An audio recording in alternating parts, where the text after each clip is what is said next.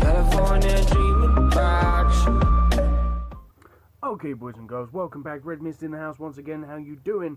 I hope everyone's doing great. I'm doing great, and we, my friends, are playing some more Magic Legion. Now, I want to go ahead and tell you guys, if you come into the server ability, like in my personal opinion, guys, if you're going to buy anything in here, then to be honest, you really need to be buying this one right here.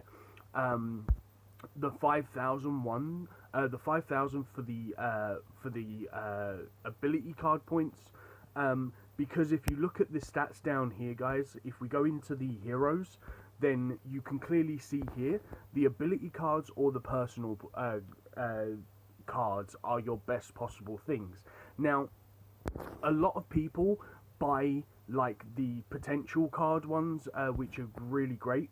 But personally, I think we should be going for the ability points. Now, the reason why I say go for the ability points over these ones is because obviously any of these stats down here are going to be really helpful. It's going to give you a ton of extra attack, a ton of extra HP, or magical hit, or critical chance, whatever you want to go for. But if you go for these ones up the top, they're going to give you all of the stats. So, for example, if you go and you put them all into Wiz, not only are they going to give you Wiz attack, they're going to give you Wiz defense as well. So it's going to be really helpful. So just bear that in mind, guys, because obviously every single time you upgrade one of the ability points, it upgrades everything in that section rather than just upgrading the bottom. So just bear that in mind, guys. I haven't got any of the cards at the moment, so I can't really show you it. Excuse me. But I do think that the ability ones are better. So we're going to go ahead and we're going to upgrade more of our tech tower. Now, put down in the comments, guys, how do you level up your tech tower? Do you just go like 50 or 1, 2, 3 each time? Do you just focus on attack or focus on HP or defense, whichever one you prefer?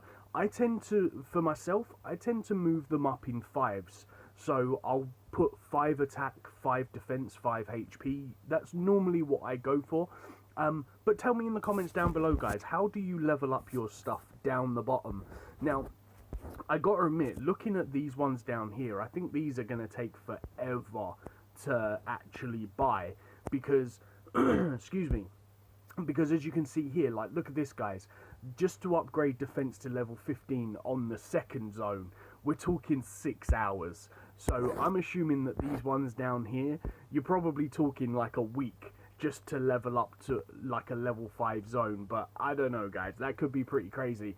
So what we're going to do today, guys, is we are going to go over and finish off the tower. I'm sorry, but I'm going to cough. Okay, so we're going to hopefully finish off this dungeon. Now, this dungeon has been a little bit tricky on the way through, coming up against a lot of people that have very high level heroes and stuff. So I've decided to take the magic idol back out of the team just for a little while, because of the fact of the witch is higher level, she has more HP, and she's going to be able to help lock down the enemy team a little bit. But once I get the magic idol leveled up to the same kind of area as the witch, I will definitely bring the magic idol instead. But obviously, being evolved 4 levels higher, the witch is just so much stronger when it comes to comparisons in stats. I think she has something like 80,000 HP more or something like that, than what my magic idol does, just because of the fact that she's like evolved 4 levels up. But also, this is the other problem, guys. We are getting a lot of people that are running the perma rage deck right now, which is a really, really hard deck to beat. The reason behind it is because not only do you get the speed, like, look at how easily this guy has beaten me. Now, this could be because of his levels of heroes or cards as well, But the thing that really helps make that deck so much stronger is the fact of not only does he have the speed, like look at this, guys. All of his cards are so much stronger than mine as well, so it's super hard to kill them. But not only does he get the speed from the War Mage, he gets the damage boost from the Blood Commander, and then all three of them are just going to perma-rage everybody else. So he's going to constantly have that that extra speed from the War Mage, extra speed damage from the Blood Commander, and then not only is that, like, I don't know how much extra damage the Blood Commander gives, but the amount of damage that Arno already deals out, there you go, look at that, increase 100% of damage for friendly units. So that means that Arno is going to do a ton, and I mean a ton of damage. But also you've got to look at his hero levels as well. His heroes are like level 100s. So not only are they higher evolved, they're a lot stronger as well. So you got to bear that in mind, guys. If you try running that particular deck, you need to make sure that you prioritize to be honest, the main three that you want to prioritize for that would be Arno for his damage, then the Blood Commander for her survivability and tanking capabilities, then you want to prioritize the War Mage, because the War Mage and the Blood Commander are the two heroes that you need to survive, so that they keep speeding up and damage boosting Arno. That deck that he's running doesn't really work with any other hero, because you want the super power of Arno when it comes to that particular deck. I would honestly say the closest one to it would be the Blood Axe Lord, or possibly even the King, because they both do, with their secondary spell, they both do like 700% damage. Obviously the King is gonna like create the wings, the purification spell on your team, or you've got the Blood Commander that's going to obviously heal himself. So it depends on what you want to go for, but I wouldn't use any other heroes. Now I can already see the comments that you guys are going to say, well, why not use the Blood King guy, who does like 1500 damage to someone in the back line. Now I wouldn't pick him, because obviously when he does that kind of damage to someone, he's going to kill himself, because I think every time he casts the spell too, he takes away a little bit of his health. Let me see, this guy over here, the King of Blood, there you go. So let's actually have a look at his stats down here. Lose 20% of HP to deal 1500%. So he's going to take away 20% of his HP to do that damage, and he's going to use this spell every single time he attacks. So you've got to bear that in mind, guys. And why would you use him when, for example, you could come over and you can just go ahead and pick up Arno, who's going to be doing 2500, so an extra 1000% more damage, and he's going to be just constantly doing that 1000 extra damage. He's not going to be taking any damage from using that kind of damage. So the two that I would suggest would be the Blood Axe Lord, because if you look at this, guys, down the bottom, 700% damage, going to heal himself for 100 points of rage, and he's also going to heal himself for the HP. So he's not going to need as much rage. So therefore, if this guy is in the back lines, the Blood Commander's going to obviously give everyone HP. So he's going to give everyone rage, but the Witch is going to pretty much focus the War Mage or the Commander. So it's going to be really cool. But this is the guy that I would personally pick if I didn't have Arno. The reason being is because of, if you look at his talents, he is immune to abnormal effects, which means he cannot have anything done to him whatsoever. So he can't have any, like, he has permanent purification, guys. So no knockdown, freezes, anything like that. He can't even be turned into a pig, which is great.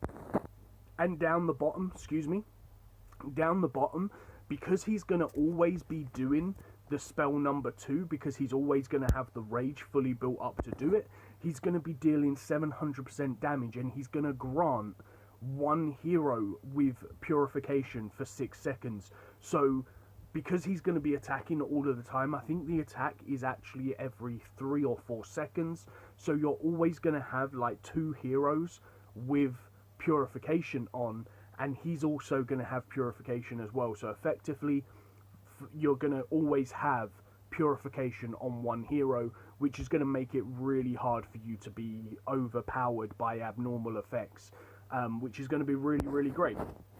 So that's my opinion, guys. If you're not using Arno, then go ahead and use the King, because he is an absolute beast if you can keep him alive.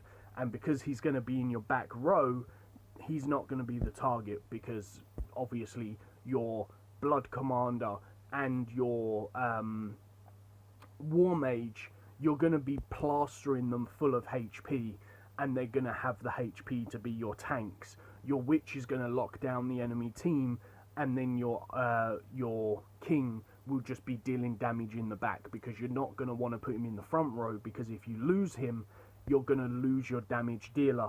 That's the one thing that I would honestly suggest about people that run that particular deck. If you're running that deck and you put Arno in your front lines, then you're making a big mistake, because if Arno gets killed, then you have no damage, and if the other team has damage, you're going to lose. So you need to be making sure that your War Mage and your Blood Commander are in the front line, because they're your tanks. So yeah, guys, anyway, I want to apologize about yesterday with the video as well.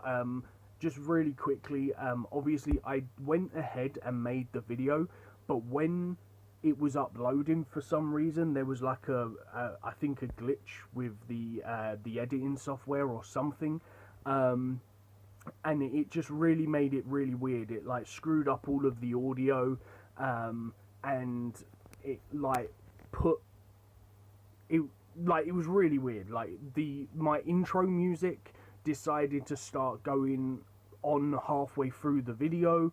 The intro video was actually placed at the beginning, halfway through the video, and then at the end of the video. So it was as if it got put into the video like 3 times. And then come the last sort of 5 minutes of the video, it was as if like there was like 4 different types of audio going on at the same time. Really, really odd. I have a feeling that maybe when I come to create the project, I must not have like erased the old project or something and created just like a new layer on top of the old video, not realizing, and it just kind of all meshed into one. So I do apologize about that.